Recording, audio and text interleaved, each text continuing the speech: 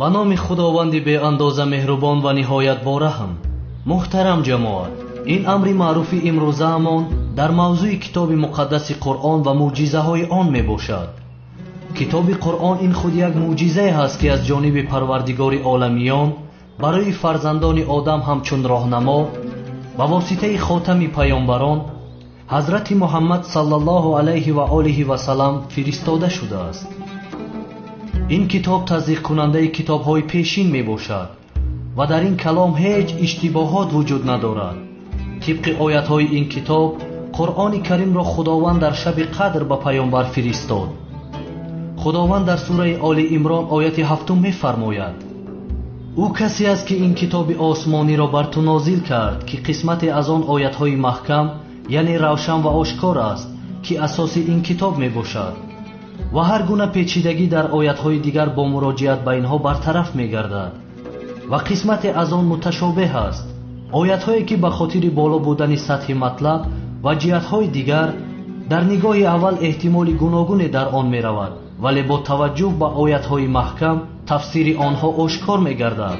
اما آنها که در دلهایشان کجروی است به دنبال آیات های متشابه هستند تا فتنه انگیزی کنند و مردم را گمراه سازند و تفسیر نادرست برای آنها می طلبند، در حالی که تفسیر آنها را غیر از خدا و راسخان در علم نمی دانند.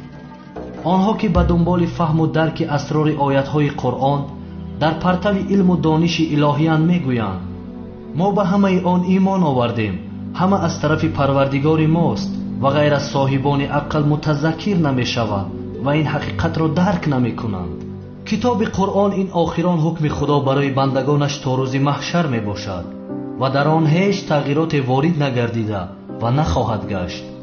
دلیل این گفته ها خداوند در سوره هجر آیت 9 می فرماید: ما قرآن را نازل کردیم و ما با طور حتمی نگهدار آن هستیم. همچنین خدا در آیت های 41 و 42 سوره فصیلت می فرماید: کسانی که به این ذکر یعنی قرآن هنگامی که به سراغشان آمد کافر شدند نیز بر ما مخفی نخواهد ماند و این کتابی از حتما شکست ناپذیر که هیچ گونه باطل نه از پیش رو و نه از پشت سر به سراغ آن نمی آید، زیرا از سوی خداوند حکیم و شایسته ستایش نازل شده است. هر کسی از کتاب قرآن پیروی می کند او به چیزی نیازمند نیست و آن کسی که از پیروی آن دست می کشد پناهگاهی ندارد. پس از کتاب خدا و حکمهای آن پیروی نمایید. عالم و ستاره شناس با نام عدنان شریف که در امارات متحده عرب زندگانی می کند در موضوع یکمین کیهان‌نورد یوری گاگارین یک مقاله علمی عجیبی را در تاریخ آدمیزاد نشر نمود. خداوند عاید یکمین انسان کیهان‌نورد در قرآن کریم 1400 سال پیش این جانب خبر داده بود. دلیل گفته‌هایش آیات‌های 12 تا 15 سوره هجر می باشند که این آیات‌های قرآن کریم بعد از 1400 سال برای آدمیزاد تفسیر خود را پیدا نمود.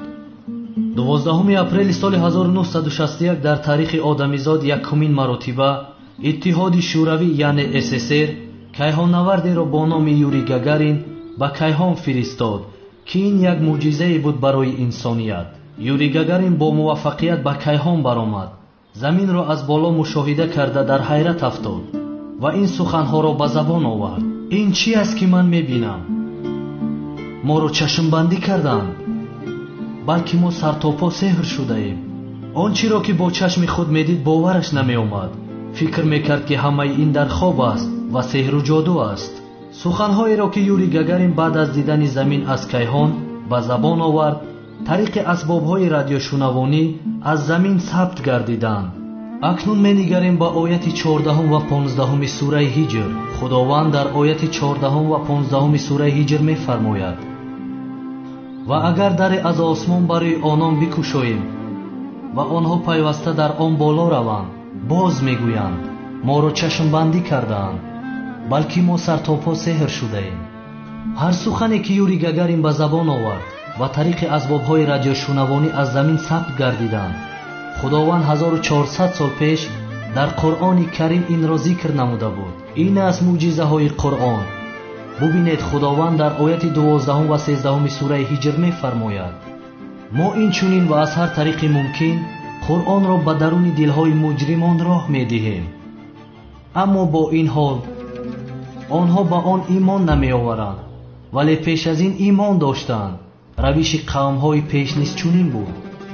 соли 1961 дар иттиҳоди шӯравӣ сохти давлатдории коммунистӣ фаъолият мекард ва он нафароне ки дар маркази кайҳонавардии шӯравӣ кор мекарданд мусалмон набуданд. пеш аз инқилоби октябр дар давлатҳои собиқ иттиҳоди шӯравӣ ҳам колисоҳо ва ҳам масҷидҳо мавҷуд буданд ки инсонҳо озодона тоату ибодат мекарданд, аммо баъдан ҳамаи инро мамнӯъ карданд. амиқ ва дақиқ оятҳои 12 ва 13 сураи ҳиҷр ба ин гардишҳои инқилоб тааллуқ дорад ки пеш ба худо имон доштанд, аммо баъдан рӯ гардониданд. ин мӯъҷиза ва пешгӯии қуръонро як нашриёт хост ки тариқи рӯзнома нашр намояд, аммо роҳбарони он замон иҷозат надоданд ки садои Юрий Гагарин ва далелҳои Қуръони Карим дастраси мардум гарданд. чун ин мӯъҷизаи Қуръони Каримро чанд сол пеш ба як собиқ корманди маркази кайҳонавардӣ нақл мекунанд.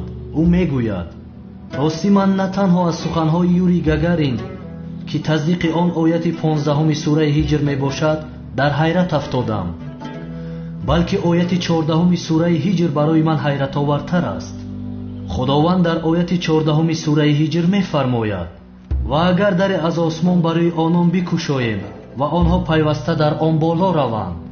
бубинед ҷамоати азиз, худованд мефармояд: ва агар даре аз осмонро барои онҳо бикушоем. бо диққат бошед, дари осмонро барои онҳо бикушоем чӣ маъно дорад? ин корманди маркази кайҳонавардӣ мегӯяд: дар ҳақиқат осмон дарҳое дорад ки мо онҳоро солҳои дароз таҳқиқ карда пайдо намудем. чун ин суханро аз Қуръони Карим мехонам, боварам намеояд. баъдан илова мекунад: агар киштии кайҳонӣ аз роҳе ки мо дар осмон пайдо кардем ба андозаи кӯтоҳе каҷ равад, вориди осмон намегардад. ҳамчунин кайҳонавардон низ ҳангоми бозгашт тариқи он дарҳои кушодаи осмон поён меоянд. дар сурате ки ба андозае аз он дарҳо каҷ раванд, осмон онҳоро ба боло тела медиҳад ва поён омада наметавонанд. ин аст мӯъҷизаҳои Қуръони Карим, бародарон. баъзе оятҳояш ҳазорсолаҳо баъд тафсири худро пайдо менамоянд. худованд медонист ки рӯзе ба инсоният илме медиҳем ки аз замин берун мераванд ва чун заминро аз кайҳон мушоҳида мекунанд, боз мегӯянд: магар мо дар хоб ҳастем ё моро ҷоду кардаанд. имрӯзҳо ҳамаи мо чун шиноснома ё ягон ҳуҷҷат мегирем, мақомотҳо изи ангуштҳои моро тариқи асбобҳои компютерӣ насб менамоянд. ҷамоати азиз, изи ангушти ҳар инсон гуногун аст. дар ҷаҳон нест инсоне ки изи ангушташ ба якдигар монанд бошад. аз ҳар нафар гуногун аст изи ангушташ. ин мӯъҷизаи одамиро чандин сол пеш ифшо карданд.